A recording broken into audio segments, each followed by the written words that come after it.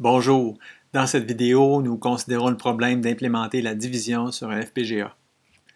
Alors, on a dit souvent depuis le début du cours que la division n'était pas synthétisable par la plupart des synthétiseurs. Puis on va voir dans cette vidéo différentes façons, en fait 5 façons différentes d'implémenter la division. Les 5 façons sont applicables dans certaines circonstances de façon préférable ou moins. On va définir les termes suivants. On a n qui est le dividende, on a d qui est le diviseur, donc n est au numérateur et d est au dénominateur, et ce qui nous donne un quotient. Si ce sont des nombres entiers, on peut considérer le reste r. On a alors la relation n est égal à q fois d plus r. Par exemple, si on a 37 divisé par 5 est égal à 7, reste 2, bien 37 c'est le dividende n, 5 le diviseur et 7 le quotient. Bien sûr, 2 le reste. La première approche, c'est la division par une constante qui est une puissance de 2. On l'a déjà considéré dans ce cours. Et c'est le cas le plus simple. Le quotient Q est obtenu simplement en décalant le dividende vers la droite de K position. Il y a en général une perte de précision si le nombre de bits du quotient Q est le même que celui du dividende N. Et puis, si K est plus grand que le nombre de bits du dividende N, le quotient Q est alors égal à 0. Par exemple, si on avait la quantité 46 divisée par 4, eh bien, ça donne 11 une fois qu'on a décalé tous les bits. On a donc perdu de la précision. Le reste R peut être obtenu en choisissant les K bits les moins significatifs. Et bien sûr, les synthétiseurs de code VHDL peuvent traiter ces opérations. La deuxième façon d'implémenter une division, pour un cas un peu plus complexe, c'est celui de la division par une constante qui n'est pas une puissance de 2. À ce moment-là, l'approche reconnue comme étant la plus simple consiste à précalculer la réciproque de la constante et de multiplier cette réciproque par le dividende. Donc, par exemple, pour effectuer une division par 10, avec une précision de 8 bits, on aurait n divisé par 10. Donc, on doit exprimer 1 dixième sur 8 bits. Et on trouve assez facilement que 1 dixième, c'est environ égal à 26 sur 256. Donc, si on fait le nombre n, le dividende fois 26, et qu'ensuite on décale le produit de 8 positions vers la droite, on aura fait une approximation de n divisé par 10. La multiplication va produire un nombre de 16 bits, et puis on va garder seulement les 8 bits les plus significatifs. La précision du résultat dans ce cas-là est est au moins, c'est-à-dire de 7 bits. Le code VHDL qui est à droite sur la diapositive nous montre les différentes parties de ces opérations. Donc tout d'abord, on définit une constante ici, qui est le facteur, et puis on va lui appliquer la valeur de 26. Le 26, on l'a précalculé puisque 26 sur 256 est environ égal à 1 dixième. On a un produit et une variable ici pour Q. Le produit, c'est égal à n fois le facteur. La variable, c'est le produit des bits 15 à 8. Et on fait tout simplement appliquer cette valeur-là à la sortie Q du diviseur. Le processus inclut aussi un énoncé report pour le débogage. On passe ensuite au problème de la division générale. La division générale est une division où on ne connaît d'avance ni le dividende ni le diviseur. Donc, si le diviseur D, par contre, a certaines restrictions, s'il peut s'exprimer sur peu de bits, par exemple dans le cas où on doit diviser l'intensité de 2 pixels l'un par rapport à l'autre. Bien, un pixel, vu que ça s'exprime sur 8 bits, ça nous fait seulement 256 cas différents pour le diviseur. Alors, on peut utiliser une mémoire ROM dans laquelle on va précalculer et entreposer les valeurs des réciproques des 256 cas. La ROM aurait donc 2 à la 8, c'est-à-dire 256 mots, et on doit choisir un certain nombre de bits pour représenter les réciproques. Par exemple, si on prend 8 bits pour représenter les réciproques, eh bien, on a une erreur qui va jusqu'à 33%, une erreur relative. Si par contre on peut se permettre d'utiliser 16 bits, l'erreur chute de façon drastique et descend à un peu moins de 0,2%. Donc l'arôme serait adressé par le diviseur. On aurait à la sortie de l'arôme la réciproque du diviseur qu'on multiplierait par le dividende et on obtient alors un nombre de WE, le nombre de bits pour la partie entière, pour le dividende et le diviseur, et WF bits pour la partie fractionnaire du résultat. Et ensuite, bien, on doit la traiter comme on veut. Il faudrait ajouter sur le diagramme ici un circuit pour détecter la valeur 0 et alors afficher un message d'erreur si on essaie de faire une division par 0. Le code VHDL montré sur cette diapo modélise le schéma, le chemin des données qui est montré. On va l'analyser ensemble étape par étape. Donc tout d'abord, on a la déclaration de l'entité ici. Et en fait, je devrais dire qu'on a les déclarations de librairie. Ici, on utilise le package fixed underscore pkg. La déclaration d'entité contient deux génériques, WE pour le nombre de bits pour la partie entière et WF pour le nombre de bits pour la partie fractionnaire. Les parts sont N et D, les deux parts d'entrée, le dividende et le diviseur, et le quotient Q. Il y a aussi un bit d'erreur à la sortie dans le cas d'une division par 0. Le bit d'erreur n'est pas montré sur le diagramme sur la diapositive.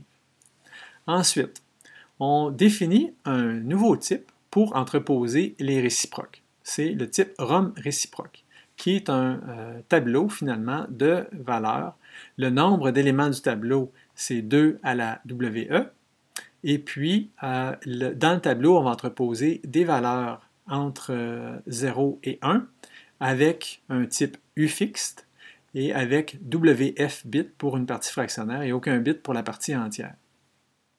Donc la ROM va entreposer les réciproques de D, exprimés sur WF bit. La ROM est déclarée ici avec une constante. Constante, son nom c'est ROM réciproque, son type c'est ROM réciproque type, et elle a, dès son initialisation, bien sûr, une valeur. Et la valeur est donnée par l'appel de la fonction initM. Donc dès qu'on fait l'instantiation du module, la constante va prendre sa valeur et sa valeur va être calculée par la fonction. La fonction est donnée ici. Donc, le rôle de la fonction, c'est de calculer chacune des réciproques possibles pour le diviseur D. Donc, on va passer de la valeur 2 jusqu'à 2 à la WE-1. Donc, si WE est égal à 8, on va donc remplir la ROM ici des indices 2, 3, 4 jusqu'à 255. Et dans chaque cas, on place la valeur de 1 divisé par l'indice de boucle. Donc ici, on aura 1 sur 2, 1 sur 3, 1 sur 4, jusqu'à 1 sur 255.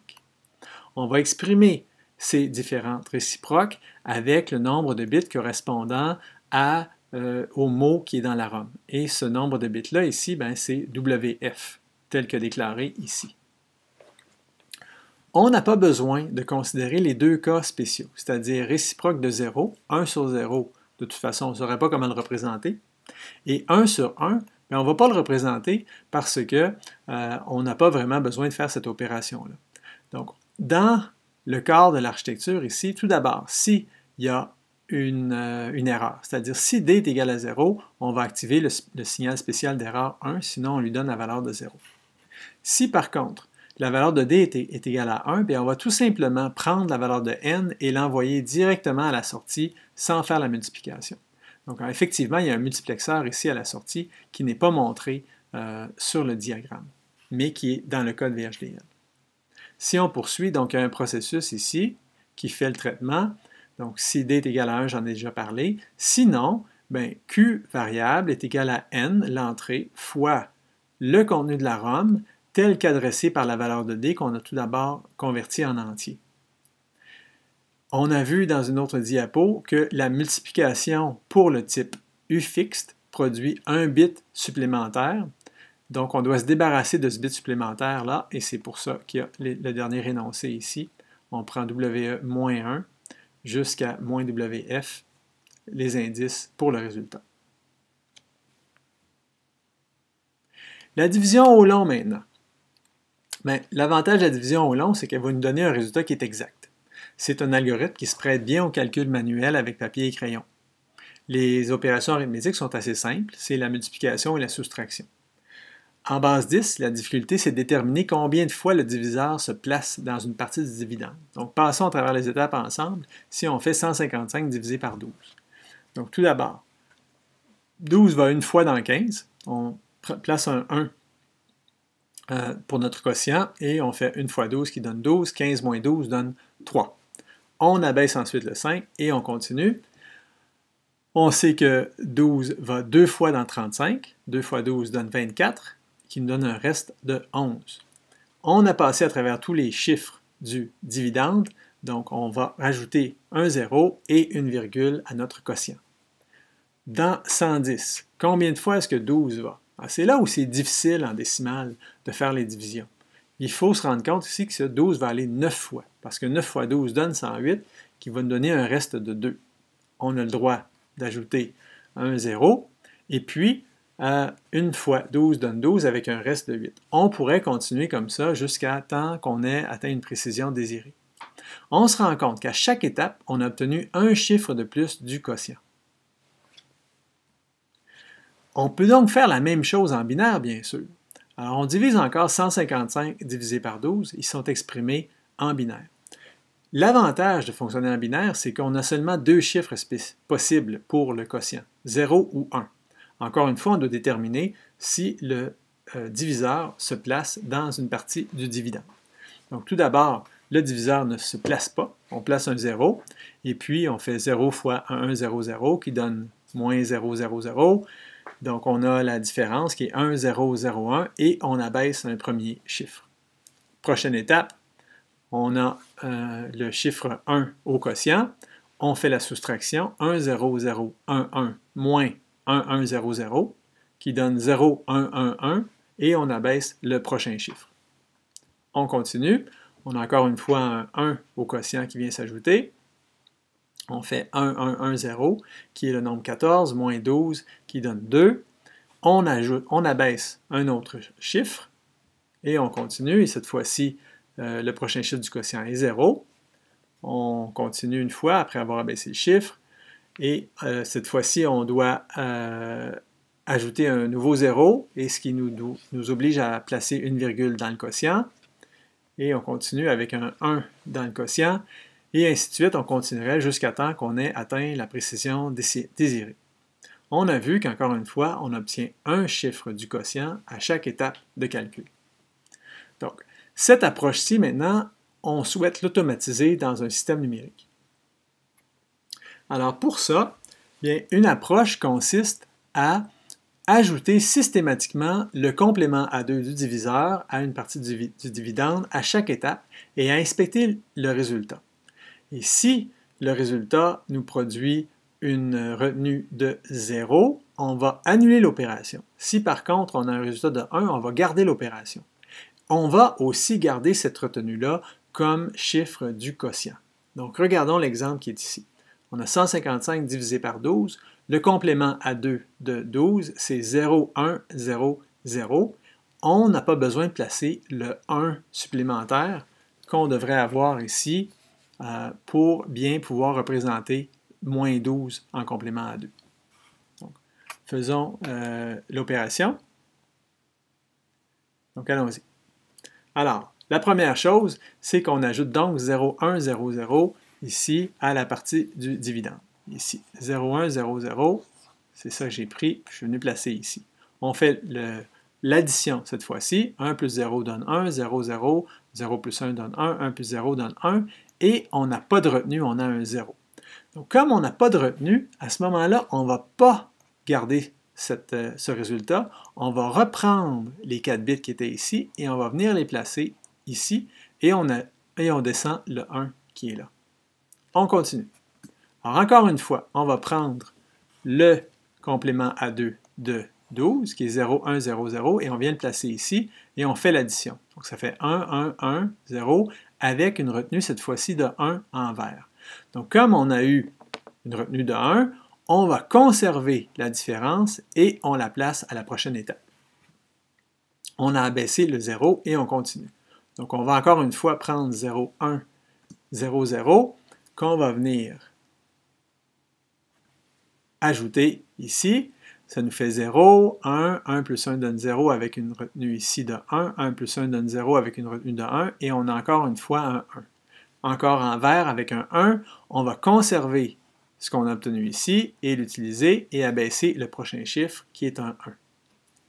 On continue, on ajoute encore 0, 1, 0, 0. Cette fois-ci, on n'a pas de retenue, ce qui est indiqué ici par le 0 qui est en jaune. À ce moment-là, on ne va pas conserver cette différence, on va plutôt venir reprendre ce qu'on avait ici à l'étape précédente, qu'on va reporter ici, et descendre le prochain 1. On continue, on ajoute 0, 1, 0, 0. Encore une fois, on a une retenue de 0, et donc on ne va pas garder ce résultat, on va plutôt venir reprendre ce qui était ici pour la prochaine étape.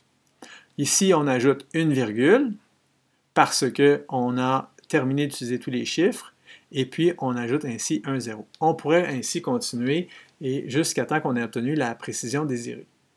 Le quotient est encodé dans les retenues qu'on a eues. Donc on a 0, 1, 1, 0 et 0. 0, 1, 1, 0 et 0. Et ensuite, on aurait la virgule et ainsi de suite si on avait continué le processus. Ce qui correspond bien au nombre décimal 12, qui est la bonne réponse de ce qu'on avait tantôt. Alors, on voit qu'à chaque étape, on obtient un chiffre du quotient et maintenant, on est capable de construire un système numérique qui pourrait faire ces opérations-là ici de façon systématique. À chaque étape, il faut donc conserver la différence courante dans un registre à décalage. Il faut y ajouter le complément à 2 du diviseur. Ensuite, on inspecte le bit le plus significatif. Si c'est un 0, on remplace le contenu du registre par la différence précédente. Ensuite, on décale le contenu du registre vers la gauche et on insère un nouveau bit du dividende à droite. On conserve bien sûr les bits de retenue qui sont les chiffres de notre quotient. Donc, en exercice, ce sera de donner un chemin des données pour effectuer ces opérations. Un conseil, bien sûr, utiliser un additionneur à 5 bits, utiliser un registre à décalage, et ça va prendre un multiplexeur qui va être contrôlé par le bit de retenue pour déterminer si on conserve la différence calculée ou bien si on prend la différence calculée précédente pour placer dans un registre. La cinquième méthode qu'on va voir pour la division, c'est celle de la division par convergence par multiplication successive, aussi connue sous le nom de méthode de Goldschmidt. C'est une approche qui est utilisée dans les microprocesseurs modernes. Son avantage, c'est qu'elle est beaucoup plus rapide que la méthode de division au long. Par exemple, dans la division au long, pour obtenir 16 bits de quotient, il faut 16 étapes. Dans la méthode de Goldschmidt, il faut plutôt log à base 2 de 16, c'est-à-dire 4 étapes simplement pour obtenir le résultat. Donc c'est très important. La méthode consiste à multiplier successivement le dividende n et le diviseur d par une suite de nombres xk. Alors, c'est montré sur la diapo. Si on a tout d'abord q est égal à n divisé par d, on va faire fois x1, fois x2, fois x3, en multipliant x1 fois n et x1 fois d en même temps, éventuellement de façon à ce que le produit d fois x1 fois x2 fois x3 converge vers 1. À ce moment-là, nécessairement, le produit n1 fois x1, n fois x1 fois x2 fois x3, etc., va alors lui converger vers q, qui est le quotient qu'on cherche. À chaque étape, on va donc calculer n de k plus 1 comme étant n de k, la valeur présente du numérateur, fois la valeur de xk plus 1 qu'on aura calculé. Bon, la magie de l'approche consiste à choisir comme il faut les valeurs de x. Et puis, c'est ce que Goldschmidt a proposé. Si D0, la valeur initiale de D est dans l'intervalle 0.5 à 1, ce qu'on peut faire assez facilement avec une étape de normalisation préalable, on choisit x de k plus 1 comme étant égal à 2 moins d de k. Voyons un exemple. Alors, supposons qu'on veuille calculer 227 divisé par 5. Tout d'abord, on va normaliser le diviseur d pour qu'il soit dans l'intervalle entre 0.5 et 1. Donc, on va choisir une puissance de 2, là, vu qu'on est dans un mode binaire. On va prendre 5 divisé par 8, qui donne 0.625. On va aussi normaliser le numérateur, 227 divisé par 8, qui donne 28,375.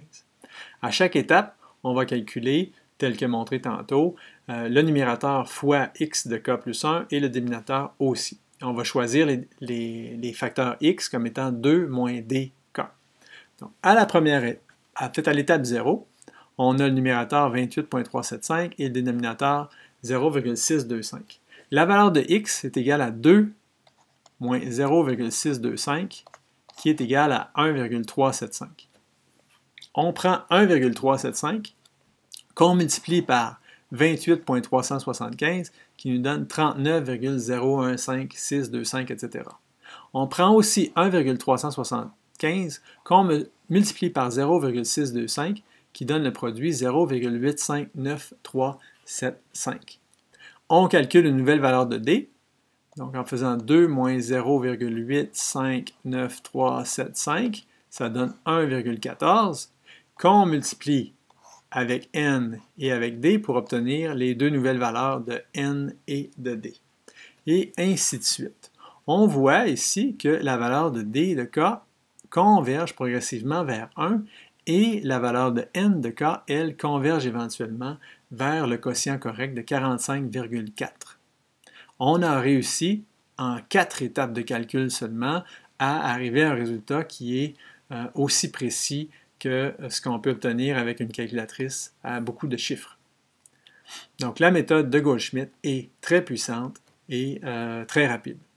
Il faut par contre des ressources de calcul, il nous faut une multiplication par cycle, en fait 2 multiplications par cycle, une pour le numérateur et une pour le dénominateur.